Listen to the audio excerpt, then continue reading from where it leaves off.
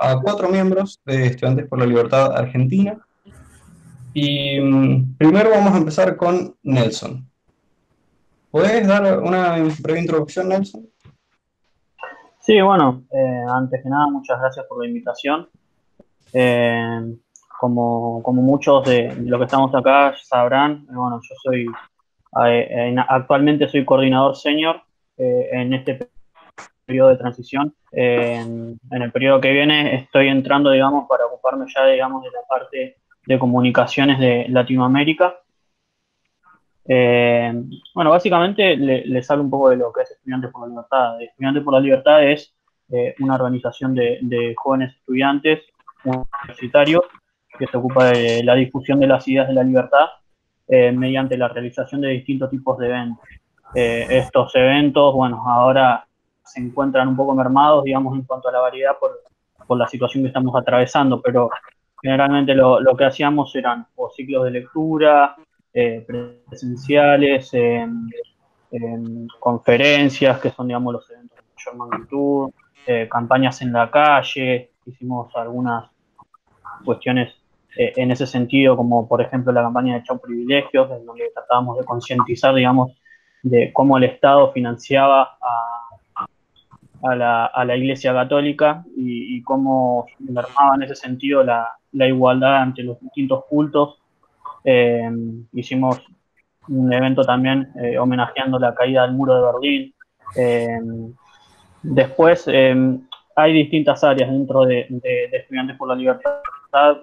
Somos unos cuantos coordinadores y eso nos permite hacer una división de tareas. En lo que a mí me respecta, yo me encargo de lo que son las redes, o por lo menos hasta ahora me ocupé de lo que son las redes nacionales, y esa es la tarea que vine haciendo hasta entonces. Bien, con respecto a tu tarea, dentro de lo que han sido el manejo de las redes, ¿qué involucraba eso en una base diaria, en el día a día? Y en el día a día tenés que estar pendiente todo, como bien decís, todo el día, todos los días. En lo que son las redes no te podés permitir darte un feriado, no podés permitirte darte vacaciones porque constantemente tenés que estar creando contenido, tenés que estar subiendo publicaciones, porque si no, digamos, eh, los algoritmos pueden verse perjudicados y eso, digamos, repercute en el funcionamiento de las mismas. Eh,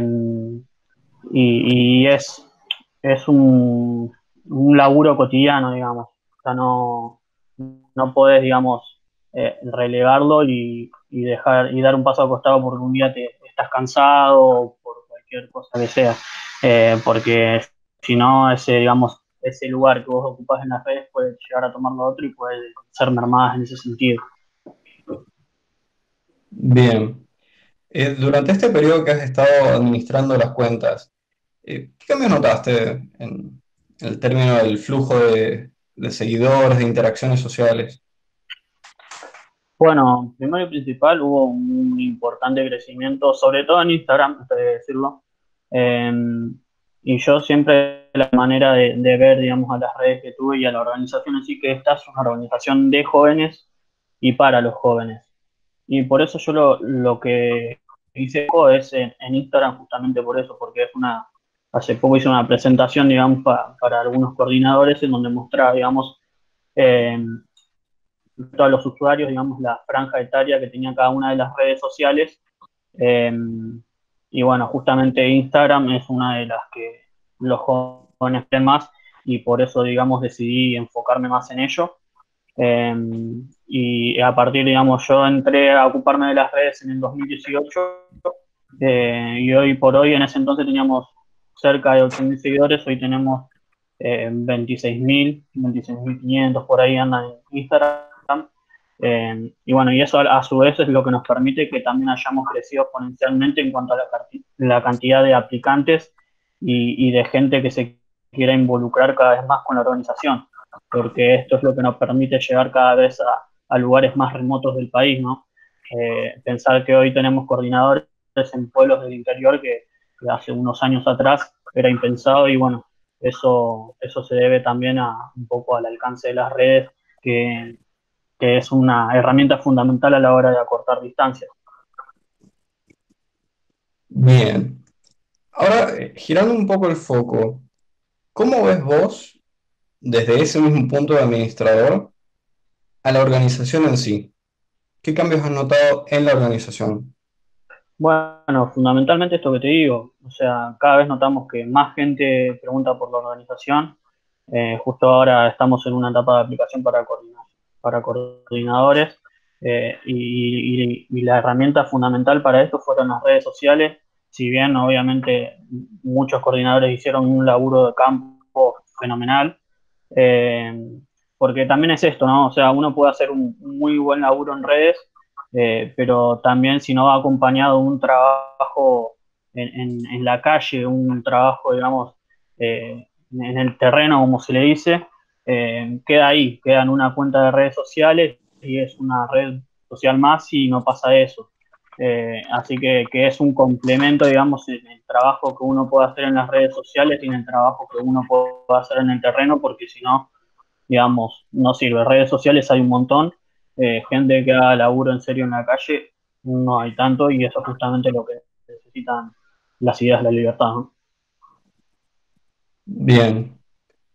Ahora, volviendo a lo que dijiste antes, mencionaste, bueno, lo que va a ser tu futuro cargo. ¿Qué tenés pensado llevarte de todo lo que has aprendido y qué esperás poder aplicar ahora en tu próximo periodo? Bueno, justamente lo que me estoy ocupando es ver, digamos, de contactar con cada uno de los encargados de redes de cada uno de los países de Latinoamérica para estar en constante comunicación, porque las redes sociales también lo que tienen es que tenés que estar constantemente informado. Eh, Sabemos que los temas de moda vuelan, que cambian de un día para otro y no hay que perder pisada en ese sentido y que hay que estar constantemente informado como para ver cuál es el tema de moda y en base a eso son las publicaciones que uno tiene que lanzar como para que la gente vea que uno está adaptado, digamos, a la coyuntura y que no está en una burbuja, digamos, ¿no? Y en ese sentido, digamos, es que estoy tratando, no, ya me estoy comunicando con algunos coordinadores que se ocupan de esos cargos, como para ver cuál es la coyuntura respectiva de cada uno de esos países, como para ir viendo ideas para aplicar, digamos, en las redes de esos países y que también tengan el crecimiento exponencial como lo tuvimos acá. Bien, este puesto que vas a tener ahora, ¿podrías dar una breve descripción más o menos cuáles son las dimensiones en las que te vas a manejar? Sí, básicamente lo que me ocuparía en el periodo entrante a partir de junio es de básicamente lo que hacía ahora a nivel Latinoamérica, o sea, encargarme, digamos, de lo que son las comunicaciones a nivel latinoamericano. Y bueno, en ese sentido, digamos, trabajar conjuntamente con cada uno de los encargados de las redes sociales de cada país, como para mantener una sincronización en ese sentido, ver cuáles son los temas que tienen mayor auge en un momento determinado en cada país, ver cuáles son las redes sociales que más prefieren los jóvenes en esos países, porque no siempre son las mismas. Acá funciona muy bien Instagram, es la que más se prefiere en cuanto a los jóvenes.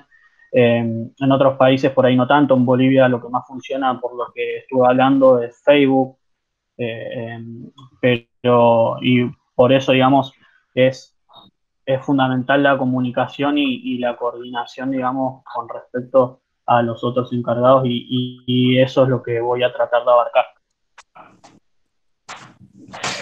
La verdad que tenés bastante por delante, pero yo sé que vas a poder, conozco muy bien tu trabajo y algo que yo creo hace falta recalcar es el ingenioso método de los memes. Es una anécdota que yo siempre cuento. Yo conocí la organización por los memes. En un primer momento, yo pensaba que la cuenta de Estudiantes por la Libertad era una cuenta eh, de memes, de risas. Después me entré y me investigué. Me di cuenta que era una organización mucho más seria que eso. Y bueno, acá estamos. Pero sí veo que en Instagram todo lo que son los memes y el contenido constante, actual, siempre es lo que tiene eh, mayor influencia. Viendo cómo todo lo que vos has pasado acá, ya sea desde los memes hasta el manejo de las redes sociales, pasando por todos los eventos, ¿qué impacto ha tenido la organización en vos? ¿Cómo crees que la organización te ha cambiado? Primero, con respecto a esto que decías de los memes, yo siempre lo tomé como a modo de diversión entre amigos y esto como que lo torné un poco más profesional, si se quiere, con la organización. De a poco me fui interiorizando en lo que es un manejo responsable de las redes. Eh, Fui profesionalizándome, si se quiere, mirando los algoritmos, viendo cómo funcionan la particularidad de cada red social, que no son las mismas. Fundamentalmente en eso me aportó mucho y si bien en cuanto a la comunicación también en ver eh, cuáles son los métodos más eficientes de comunicación, ¿no? Porque por ahí uno a veces recurre mucho a tecnicismos que la gente no entiende o que por ahí directamente ni les interesa. Y por ahí, como decías vos, por ahí entra más por un meme las cosas que por citar algún libro o algún autor. Con respecto al tema de la seriedad, que planteabas antes, esto lo discutíamos bien con Cristian, que ahora va a ser el encargado, digamos, de la coordinación de academia de Latinoamérica. Y también estaba esta discusión interna, digamos, de si memes sí, memes no, porque, como bien decías, por ahí da un aspecto de menos seriedad, pero cuando conoces la organización te das cuenta que no es tan así y, y si bien es una manera de llegar con el mensaje, porque tenemos que tener en cuenta que nosotros somos los oferentes y el consumidor es quien demanda lo que nosotros ofrecemos y lo que más se demanda en las redes sociales son memes, pero bueno, es como un anzuelo, digamos, como para atraer eh, y que en base a eso se puedan descubrir algo de la organización y qué es lo que tenemos para ofrecer. Y en ese sentido me aportó mucho en madurar en cuanto a cómo transmitir un mensaje y al manejo de las redes socialmente también.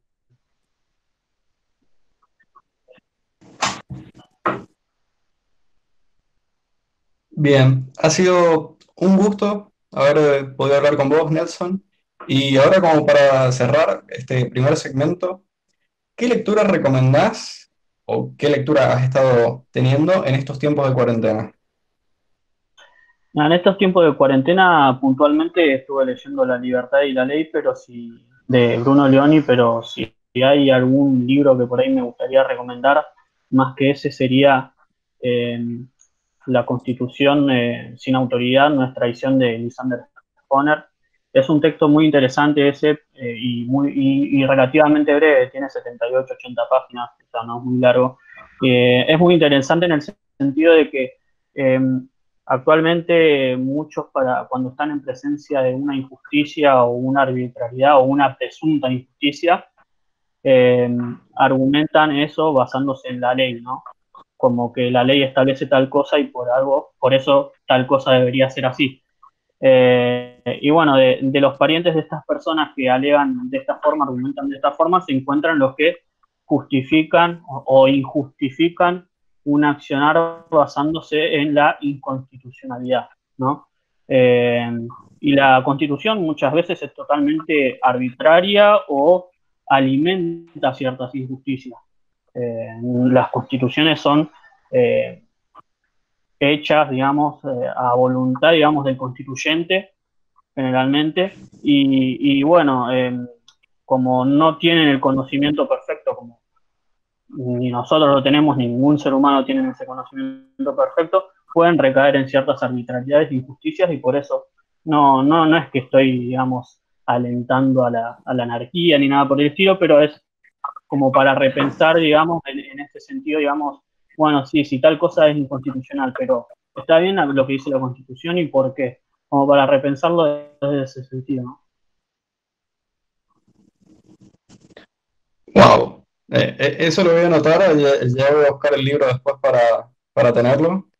Eh, y bueno, eso sería todo. Muchísimas gracias, Nelson. Lo Gracias aprecio a vos. mucho. Muy bien. Ahora toca el turno de Brian.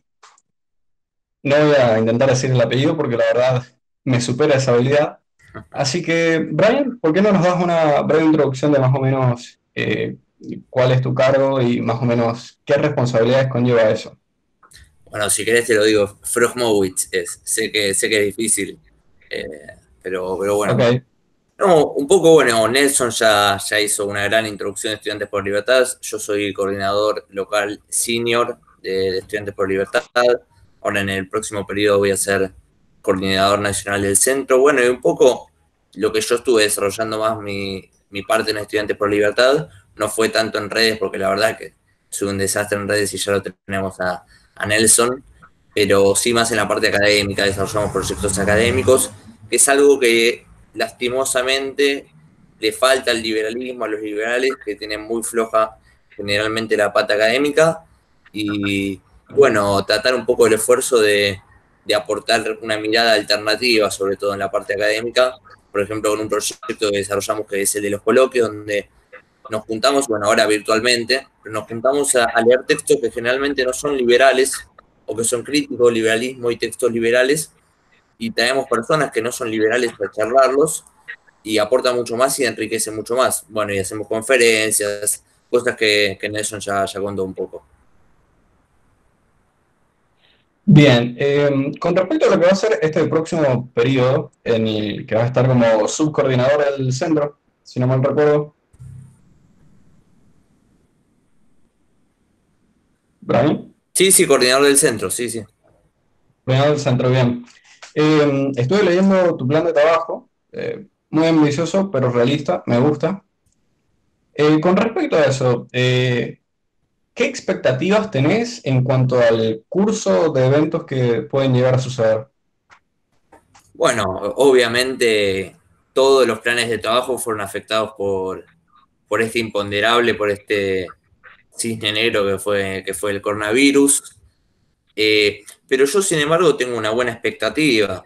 Primero, bueno, estamos en un periodo donde están las aplicaciones, que lógicamente los equipos se renuevan año a año, periodo a periodo, pero yo realmente tengo una buena expectativa. Mi plan, sobre todo, está orientado a dos partes principales. Una es al fortalecimiento del liderazgo, y no solo del liderazgo, porque en realidad, yo te voy a ser sincero, yo en Estudiante por la Libertad fortalecí mi liderazgo, pero también me hice amigos, y es una parte, las partes sociales muy importante, porque los liberales somos individualistas pero no somos atomistas, y vivimos en ambientes sociales y naturalmente socializamos, digamos, nos juntamos un asado, nos juntamos a comer un asado, vamos a tomar una birra, etcétera.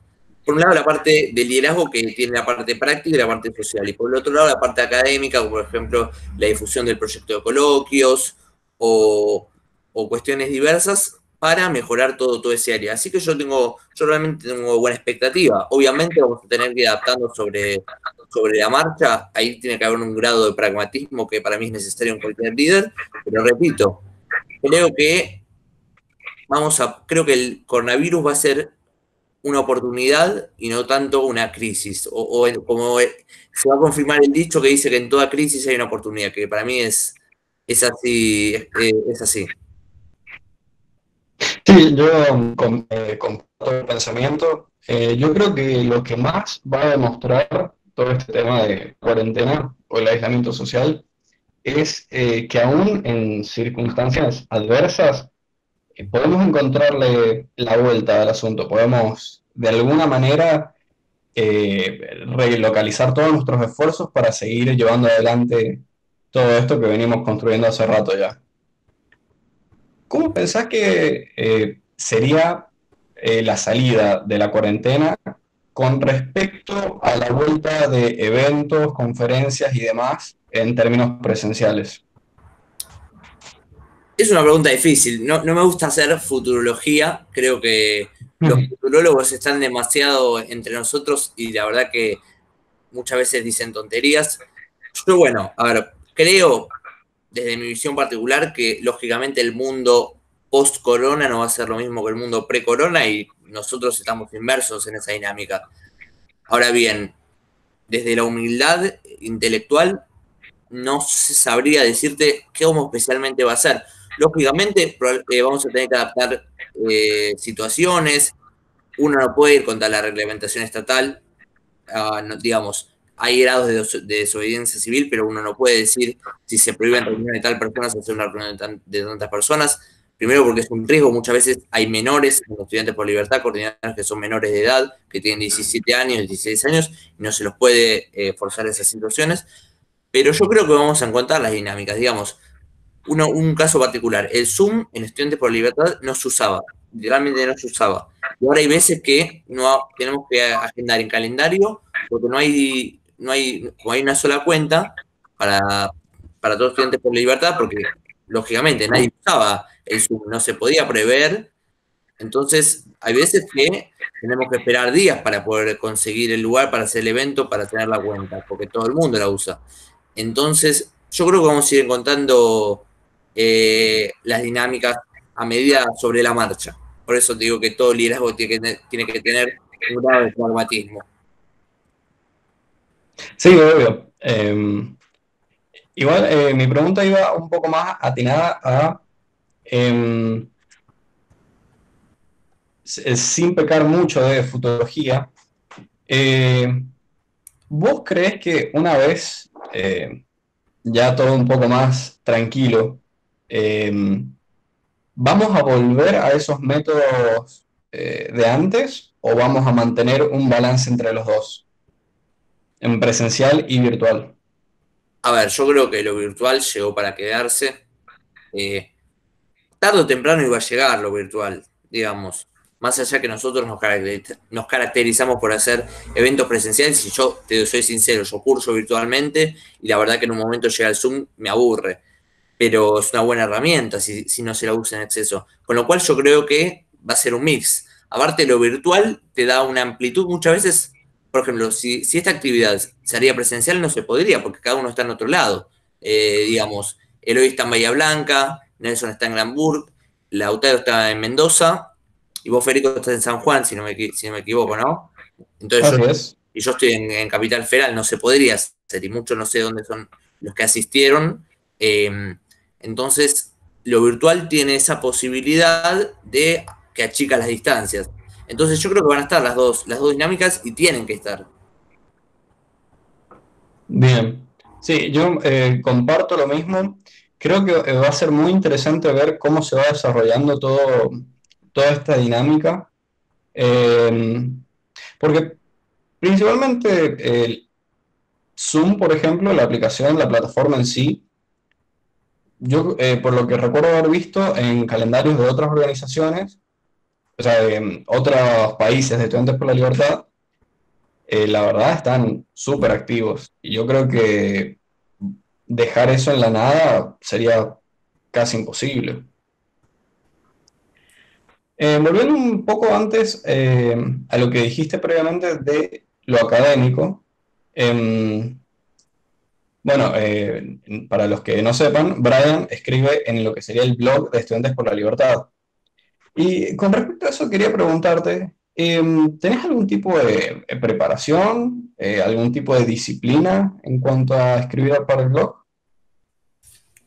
Eh, Me he dado cuenta últimamente, porque bueno, ahora estoy llevando a cabo la escritura de un libro, me he dado cuenta que uno va progresando sobre la marcha en la escritura. He leído cosas que escribí hace 2 años y digo, ¿cómo puedo escribir esa cosa? Entonces, uno también aprende sobre la marcha.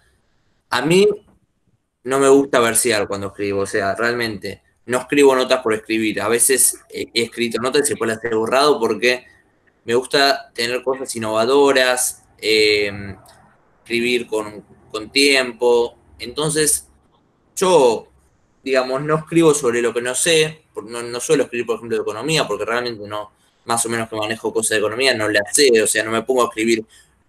A mí no me gusta repetir cosas que escucho en YouTube o que escucho en la tele, o sea, cuestiones de inflación, por ejemplo, de cuestión monetaria, o sea, ya sé cuál es la causa, pero no me voy a poner a escribir sobre la inflación como fenómeno monetario. No me gusta las frases hechas, la repetición, y es sobre todo porque he aprendido eso. Yo también hace 1 año y pico decía que el liberalismo era el respeto y respeto por el proyecto del prójimo, etcétera, y repetía la definición de Benjamin Lynch. Pero llega un momento que uno quiere subir un escalón y entonces escribir sobre otras cosas. Entonces, si me decís disciplina, no. A ver, para escribir, bueno, uno tiene que leer, tiene que estar informado, tiene que tener cierta técnica, hay editores en el blog, entonces quizás esa cuestión no es tanto lo importante, pero bueno, sobre todo, lo principal, si se quiere, ley para escribir es no versear, no hablar sin saber, a eso voy. Y siempre teniendo humildad, porque lo que yo siempre digo que lo que digo son conjeturas abiertas a refutaciones, verdades provisorias. No tengo la verdad revelada. Sí, obvio, o sea, creo que cuando uno presenta una pieza de lo que sea, en este caso de escritura, creo que todo debe ser hecho con humildad. Em, yo, por ejemplo, leí la última entrada que tuviste en el blog, muy buena. Tuvo un par de cositas por aquí y por allá, pero la verdad que en general escribís muy bien. Y creo que eso se vio muy reflejado en el ensayo que mandaste para la revista Maggie. Para todos los que no sepan, la revista Maggie es una revista que se presenta anualmente. Y bueno, Brian acá mandó un ensayo que la verdad fue prístino. ¿Podrías comentarnos un poco más sobre el tema de los coloquios por el lado de academia? Siento que hay mucho en ese espacio que tiene potencial de sobra. Sí, a ver, primero la fundamentación de por qué empezamos con Mati, que es otro de los coordinadores, que bueno, que este periodo no va a seguir, pero que es quien un día me mandó un WhatsApp diciendo, tengo esta idea, ¿la querés hacer conmigo? Yo le dije sí, veníamos hablando. Hay como dos variables que si se quiere se pueden identificar. Los liberales generalmente somos, porque me incluyo, porque muchas veces lo soy, somos muy economicistas, tendemos a lo económico, y no solo eso, sino que somos muy a veces dogmáticos. No queremos leer a lo que piensa el distinto, lo prejuzgamos, le decimos, por ejemplo, una de las típicas zurdo de mierda, o cuestiones como el estilo, que realmente no aportan nada, porque es quedarte en la caverna de Platón, no salir a ver la luz. Entonces, eh, nos surgió esta idea, empezamos con los coloquios, que era literalmente encuentros abiertos, horizontales, sin ninguna jerarquía, sin ningún tipo de regla, donde mandamos textos para leerlos, discutimos, ponemos ciertas consignas, traemos a oradores, trajimos por ejemplo a alguien que nos habló de Foucault y el liberalismo, que realmente uno diría, ¿qué tiene que ver Foucault con el liberalismo? Hay un texto de Foucault que habla sobre los liberalismos, uno de los primeros textos que leímos fue el manifiesto de Marx, el manifiesto comunista, y ahora lo hacemos dinámica virtual, que es una buena oportunidad para conocer posturas distintas. Tenemos gente que estudia filosofía, gente que estudia psicología, gente que estudia medicina, con lo cual es una buena oportunidad de hacer encuentros donde se hable pluralmente, donde haya distintas visiones. Eso es lo que más me quedo con los coloquios. Sí, creo que una de las cualidades más importantes que tenemos que saber llevar adelante es todo el tema de libertad de expresión, ya sea si estemos a favor o en contra, yo creo que todo ese tipo de cosas deberían tener una oportunidad de decirse. Por ejemplo, Foucault, yo también me llamó mucho la atención hasta que empecé a investigar un poco más y me di cuenta que tiene un par de cuestionamientos bastante interesantes para analizarlos desde el liberalismo. Pero bueno, viendo que ya va siendo hora de terminar con esta entrevista, te dejo con la última pregunta. Y igual que antes, ¿qué lectura has estado consumiendo últimamente en estos tiempos de cuarentena? Bueno, lo tengo acá atrás. En realidad, si te soy sincero, estoy con 3 libros a la vez. Yo soy así muy loco de empezar varias cosas a la vez y no terminarlas.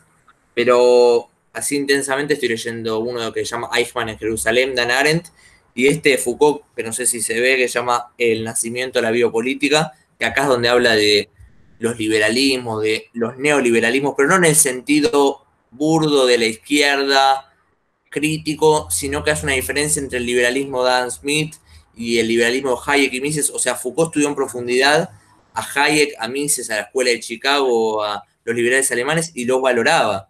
El último Foucault era un Foucault más libertario, si se quiere, antiestatista. Por eso yo digo, hay que leer a los autores. Lo mismo con Marx, ¿eh? Lo mismo con Marx. Hay muchas cosas que se dicen que dijo Marx, que no las dijo. Se compara a Marx con la URSS. Para mí eso no va, pero, y no estoy defendiendo el método de Marx porque me parece nefasto, pero lo que voy es que hay que ser humildes y la verdad que todos somos ignorantes.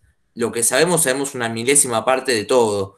Hay un texto muy lindo de Popper que una vez lo mandé por el grupo de Estudiantes por Libertad que valora la ignorancia, porque eso es de donde tenemos que partir. Así que, bueno, estoy leyendo y cosas que voy leyendo por internet. Así que mi recomendación es leamos todo hay que leer. Me parece perfecto y una muy buena recomendación. Bueno, Brian, ha sido un gusto. Muchísimas gracias. Un gusto. Bueno, ahora toca el turno de el buen Sosita. Lautaro, ¿estás por ahí? Sí, estoy acá. Perfecto. ¿Cómo andamos? ¿Todo bien? Todo bien, un poco agitado con temas de agenda, porque bueno, como decía Brian, estamos ahora con el tema de las entrevistas y todo eso, muy demandante en términos de tiempo, además la facultad y otros compromisos, pero acá estamos siempre. Como siempre, en la lucha. Bien, igual que como venimos haciendo, ¿podrías dar una pequeña introducción de vos? Sí, bueno, yo soy Lautaro Sosa, los que me conozcan por las redes verán que estoy con el nombre de Sosita. Yo voy a asumir con lo que sería coordinador nacional de Argentina Sur y estudio Relaciones Internacionales. Perfecto. ¿Hace cuántos años más o menos venís con todo el tema de Estudiantes por la Libertad? En Estudiantes por la Libertad voy a cumplir 2 años ya. Cuando entré a la organización estaba estudiando medicina. Claro, en esa época empezó como un mero gusto la política entre estudio y estudio. Medicina es una carrera que te demanda un tiempo extraordinario. Y después, bueno, me empezó a gustar más la economía, la política y medicina quedó apartada y me terminé pasando a relaciones internacionales. Sí, he estado ahí.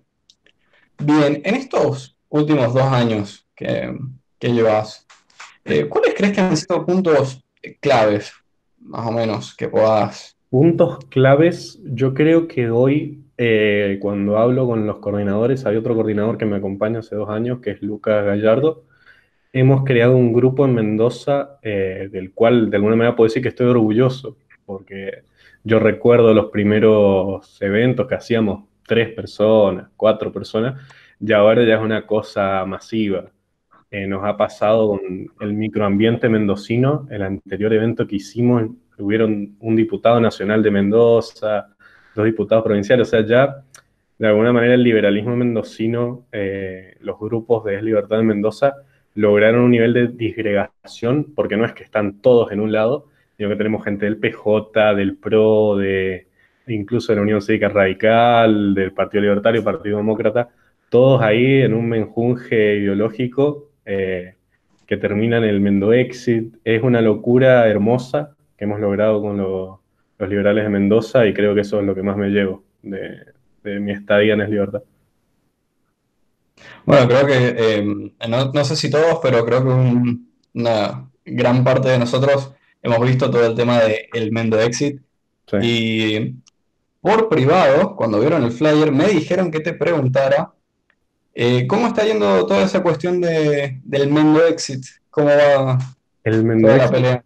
está siendo muy divertido porque ya entre que hay asados con políticos que les ha gustado la idea, de alguna manera se quieren subir un poco porque, bueno, es el trabajo de los políticos, pero también gente que le ha copado a hacer los principios, uno quería redactar la constitución de la República Liberal de Mendoza, es algo muy divertido, no va por el lado serio, hay gente que me putea diciendo, no, ustedes van a dividir el país, no, no va a pasar, se los adelanto, es más una joda entre liberales que otra cosa, pero sí que hemos logrado difundir un mensaje, por ahí gente que no le llegaba el mensaje liberal, difundir por el lado del Mendoexit, del regionalismo, las ideas liberales. En nuestro evento anterior se hablaba de Hayek, Mises, con diputados presentes, con senadores, algo que no pasa seguido. Y me parece que es genial todo lo que se ha ido avanzando y espero que en el futuro se puedan realizar eventos donde las ideas de la libertad estén presentes en todo lo que significa el Mendoexi. Sí, la verdad que suena hasta te diría que un poco utópico hablar de Mises con un senador. Claro, Pero sí, sé que han hecho un trabajo tremendo allá en Mendoza, provincia vecina. Buen mm, vino. Con respecto a, bueno, ahora ya está por terminar la primera mitad del año, sí. pero ¿qué nos puedes adelantar de lo que tenés preparado para el segundo semestre? Para el segundo semestre, como diría nuestro expresidente, em, yo pensaba en el sur, y es algo que se va a hacer. ¿Qué pasa mucho en el interior? Se desarrollan muchos eventos, algunos de mucha calidad, pero ¿qué pasa? Solo se te juntan más de 30 personas cuando te aparece un Carrino, un Milei, un Adorni a hablar. Y es algo que está bueno empezar, digamos, a ver del lado de todas las provincias del sur que compartimos esta característica de que cada vez los coordinadores empiecen a ser los disertantes. Que el día que venga un Milei a, no sé, a Chubut, no vaya Milei solo, que vaya Milei y que hayan dos coordinadores de libertad que también van a hablar un tema parecido al que habla Milei. Quizás desde su lado de filosofía o de política, pero sí hay que generar esta nueva generación y no ser seguidores de los que ya están, sino empezar a formar nuevos chicos que puedan ir a un medio de comunicación, que puedan ir a un debate, hacer una charla y que de verdad tengan material, esto que hablaba Brian del material académico es fundamental para poder generar de verdad la nueva generación de líderes, que es uno de los objetivos de Estudiantes por la Libertad. Comparto todo lo que has dicho, la verdad, tenés mucha razón y voy a estar al seguimiento de eso porque la verdad es una mecánica que me gustaría poder replicar acá en San Juan también. Y bueno, tratar de llevar esa influencia de Estudiantes por la Libertad y expandirla lo más posible. Claro, Si bien yo creo que la presencia de personas como Milei, Carrino, etcétera, son súper importantes, es cierto que no tiene que quedar solo en eso. Hay que saber llevarlo adelante y lograr extenderlo. Porque una presentación de Milei va a ser eso, una presentación. Pero mucho de lo que realmente importa va a estar siempre en lo que vendría a ser el post-evento. claro. Con respecto al tema de las ideas, siempre he sido más de seguir las ideas, no necesariamente a las personas. Pero, y algo que hemos estado hablando mucho, es distinto el tema de la cultura.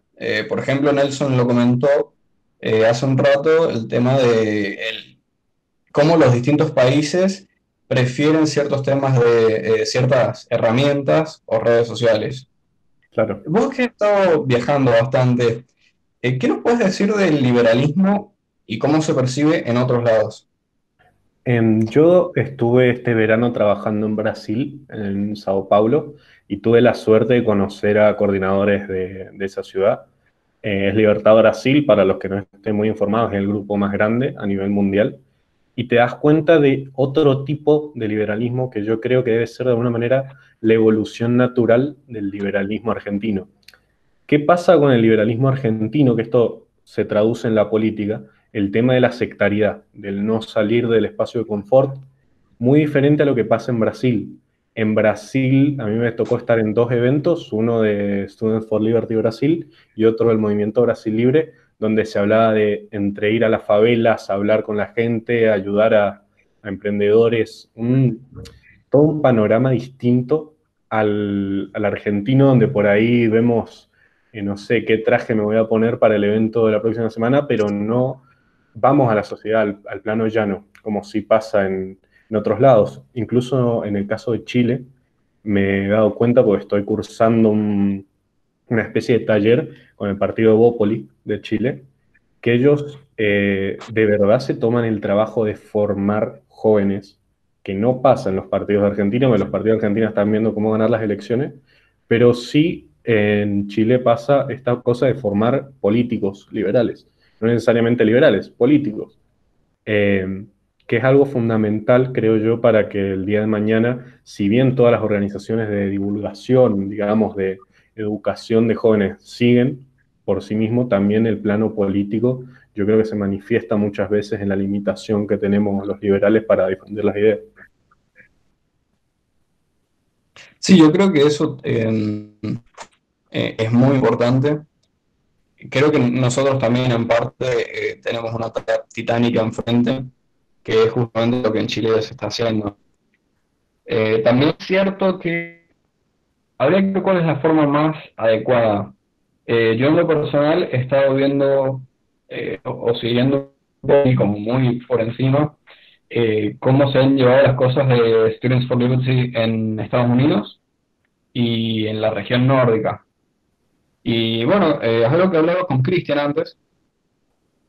em, Cómo, si bien todos estamos bajo la misma bandera o iconito de la antorcha con los libros, yo comparo lo que se muestra o lo que se ve y te puedo asegurar que tranquilamente podrían ser organizaciones diferentes.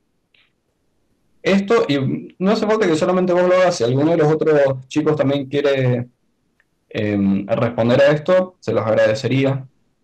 ¿Cómo creen que podríamos llevar o replicar el ejemplo de otros países acá para tener un futuro un poco más libre?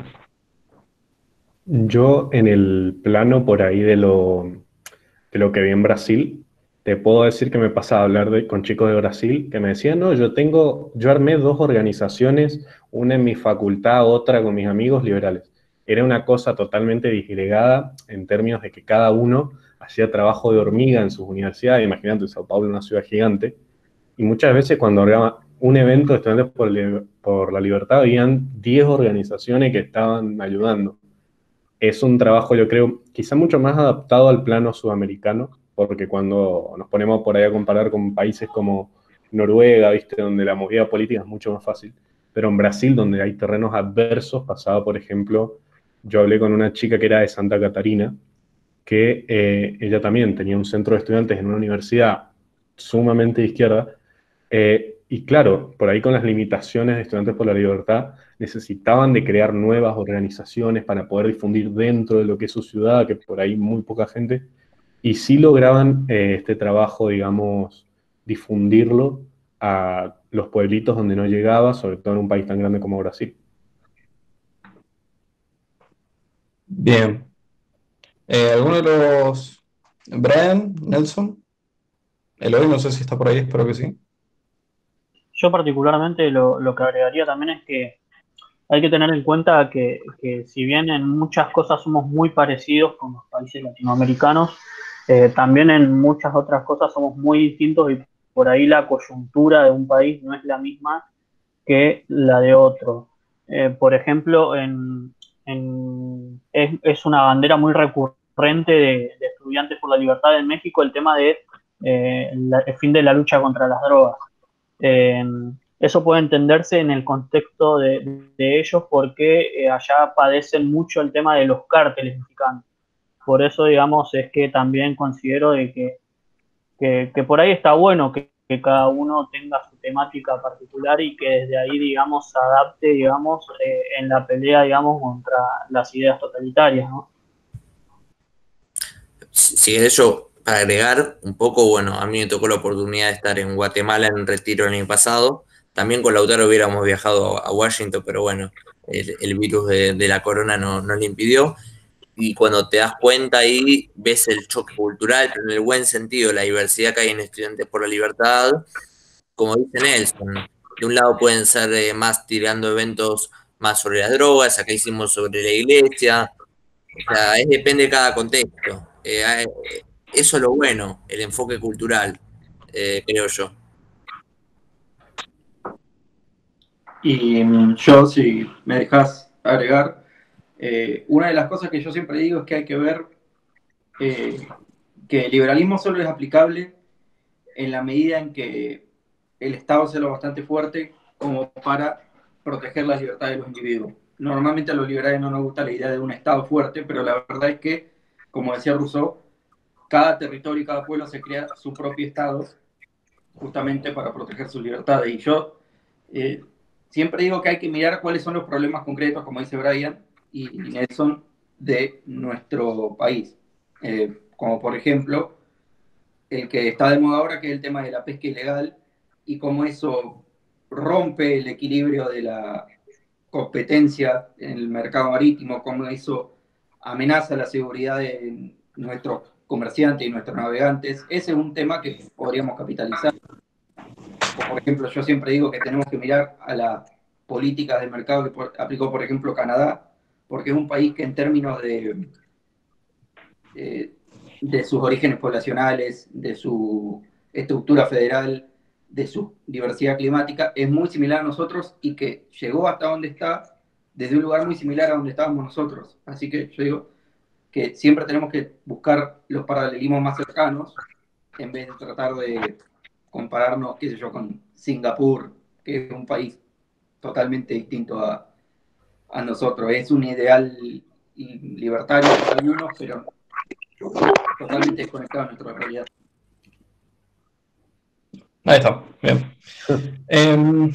Bueno, para ir terminando con vos, Sosita, lo mismo, esto ya es recurrente.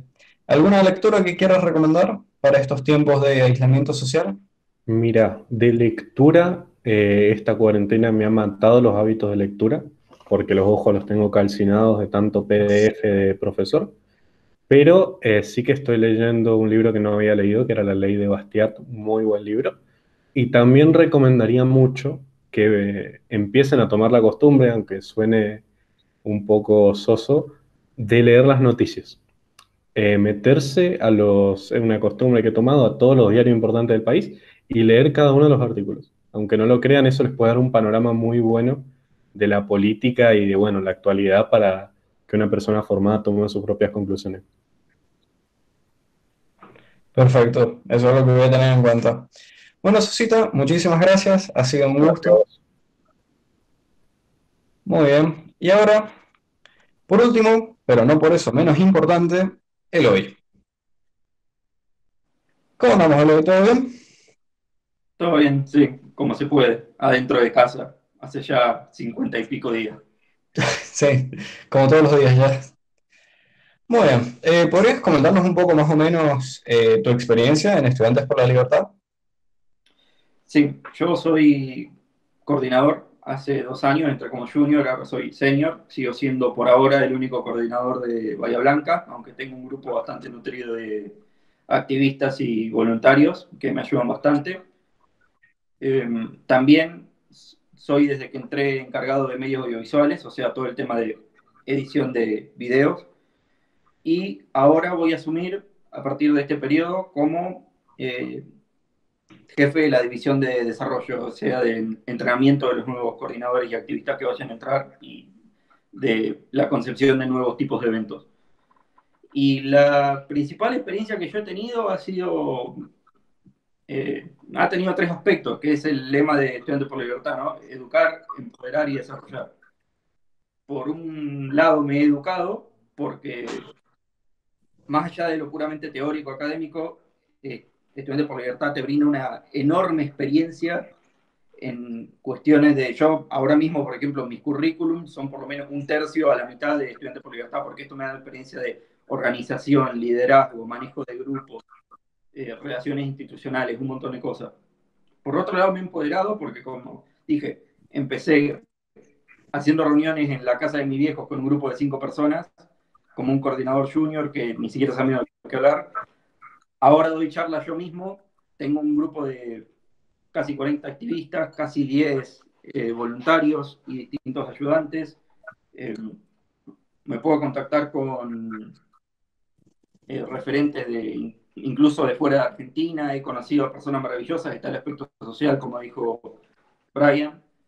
Y por último, desarrollar, porque esto, en última instancia, como nos dijo en una ocasión Cristian, no es para siempre, eventualmente hay que dejar la organización y el desarrollo pasa justamente por que esas experiencias y esos contactos que hemos ganado después nos sirvan para seguir haciendo activismo desde fuera de la organización, seguir difundiendo la idea de la libertad ya como una persona propia, con una plataforma propia.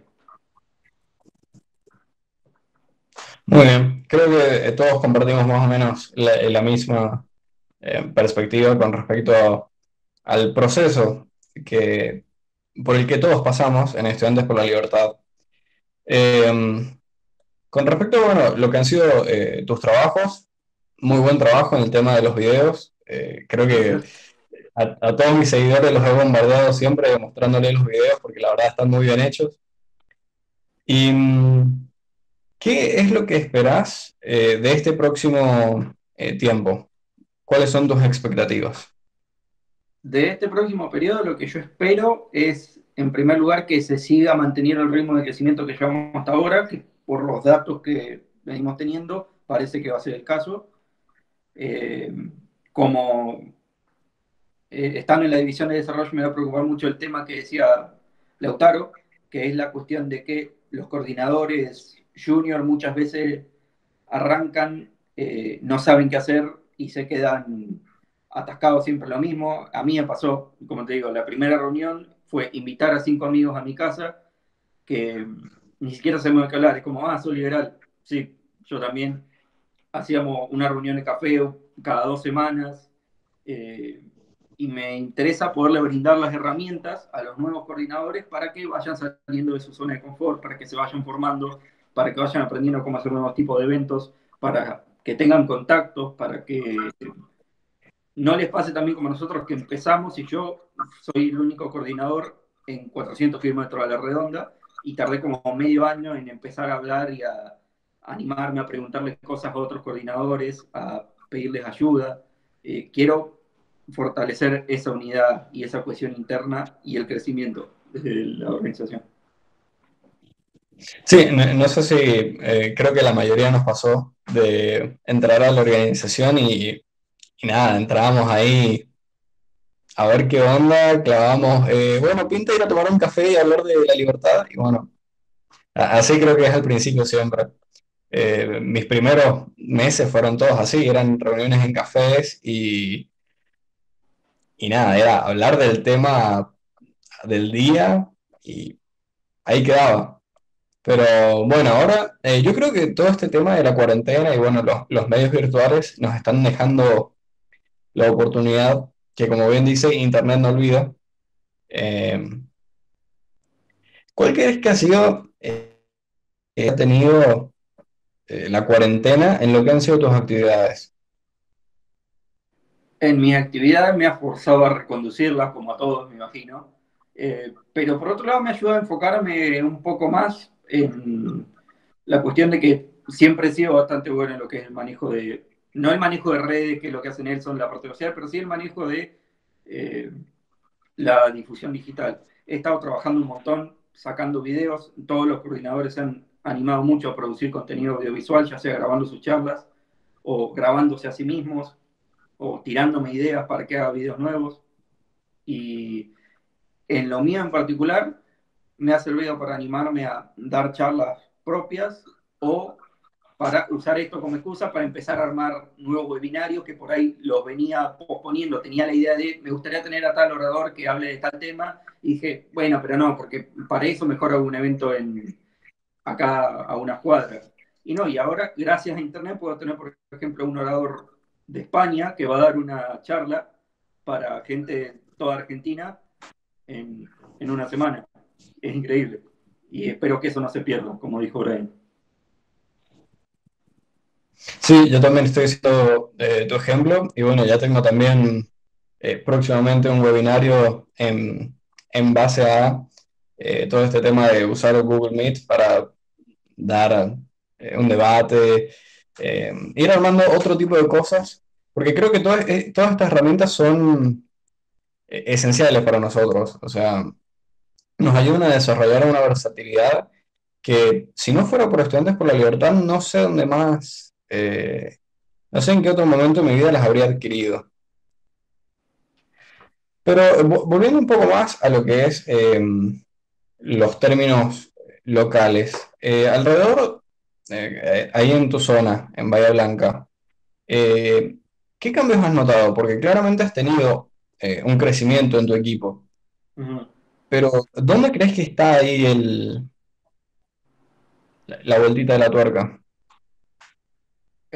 Los cambios principales son dos. Como vos decís, por un lado el crecimiento, y el crecimiento tiene que ver con lo que son las relaciones, con el conocerse entre sí, porque antes no es que no había liberales en Bahía, es que no nos conocíamos y es que no nos animamos a hablar y no teníamos espacios comunes para charlar entre nosotros y hoy tenemos grupos de WhatsApp, podemos organizar reuniones presenciales, cada tanto nos juntamos, cada tanto incluso una vez cada muerte de obispo tenemos un proyecto y lo podemos hacer, podemos traer a una autora que presente su libro desde Buenos Aires o podemos organizar una charla o un taller o un club de lectura y, y el otro en cambio es enterarse de que es posible, porque lo principal es demostrar que hacer activismo y difundir la idea de libertad es sobre todo una cuestión de voluntad. Yo últimamente, como estamos en la campaña de reclutamiento, estoy tratando de convencer a mis voluntarios y a algunos activistas de que apliquen a ser coordinador local. Y me dicen, no sé, porque parece mucha responsabilidad, vos haces un montón de cosas. Y yo digo, no, yo no estoy haciendo nada. Yo siempre siento que lo que hago no es suficiente. Lo único que hago yo es meterle ganas. Escribo un montón de mails sabiendo que la mayoría no me los van a contestar. Consigo un montón de proyectos sabiendo que la mayoría no se van a realizar, pero la cuestión es hacer. Y eso creo que es lo principal. Haber demostrado que difundir el liberalismo a pie, pararse en la plaza a que la gente te vea sostener un muro de la libre expresión y que pase a preguntar y escriba y participe y se interese, es posible, es algo que se puede hacer. Y que en un plazo de acá 20, 30, 50 años, eso puede crecer a un movimiento liberal a nivel nacional. Bien, justamente sobre eso te quería hablar. Yo creo que el liberalismo hoy en día también está cobrando mucha fuerza y creo que por eso nos estamos encontrando más, si se quiere, todo este tema de la imposición que está teniendo la fuerza estatal. ¿Cómo ves al país hoy en día con respecto a todo lo que está pasando?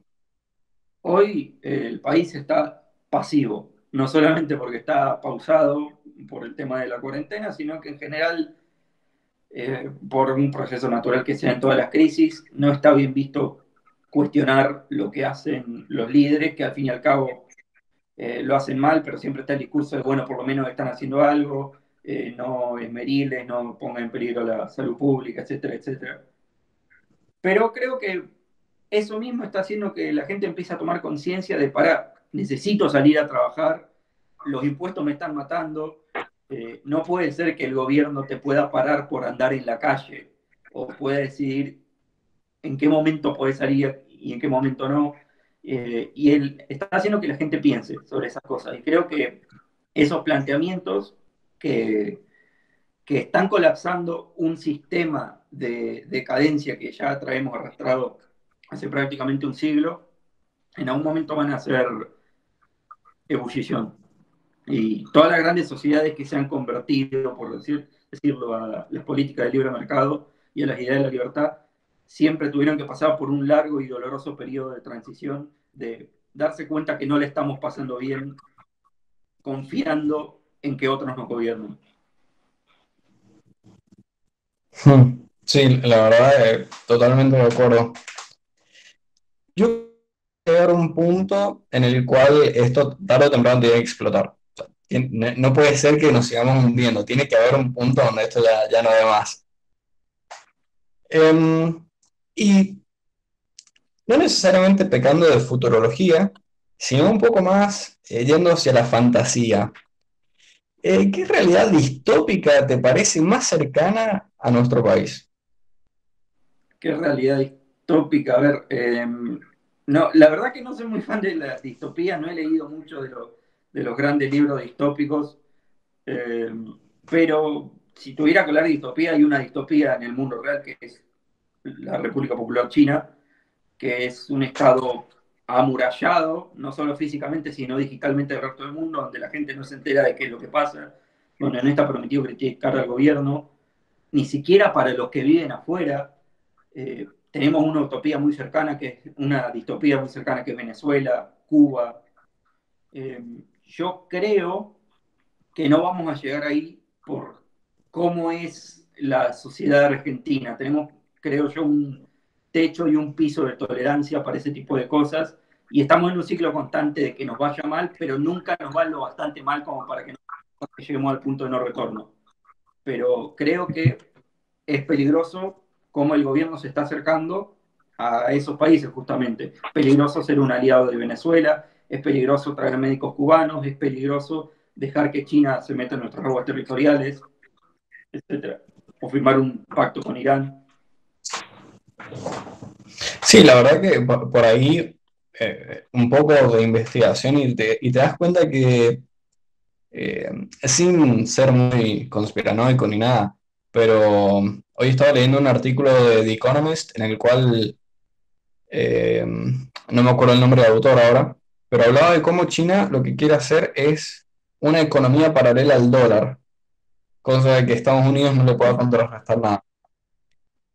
Y llevando eso, con lo que ha dicho ahora el presidente, que si abrimos la economía vamos a hacer Suecia, a ver que con la economía de Suecia no me quejaría, pero yo creo que a este paso vamos a terminar siendo Corea del Sur, pero sin la economía.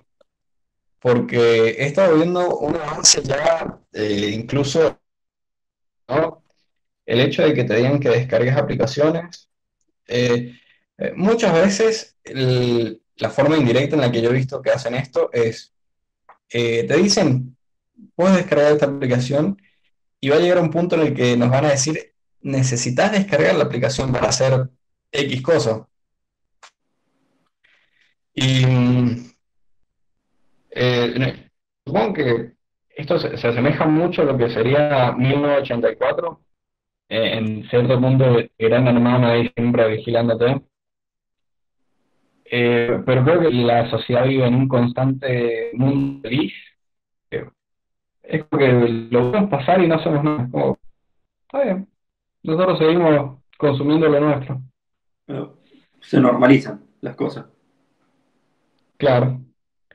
Bueno, Ley, para ir terminando, cerrando, la misma pregunta que seguramente ya la tenés respondida. ¿Qué lectura recomendás en estos tiempos de cuarentena? La verdad que yo en la cuarentena estoy leyendo más que nada ficción, cosas narrativas. Pero lo que estoy leyendo académico, por lo general, estoy revisitando los clásicos. Ya que nadie recomendó un clásico, yo creo que para cualquier liberal es imprescindible leer a John Milton y a John Locke y John Stuart Mill.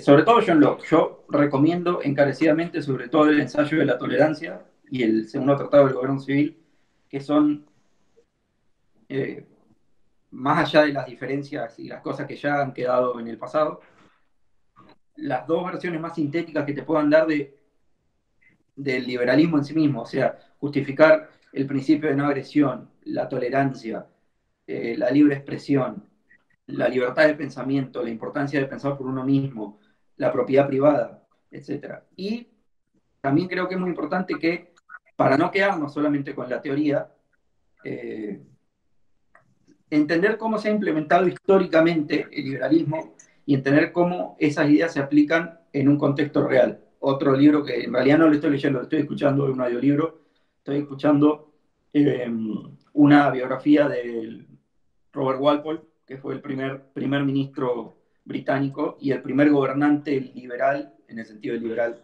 clásico, del mundo.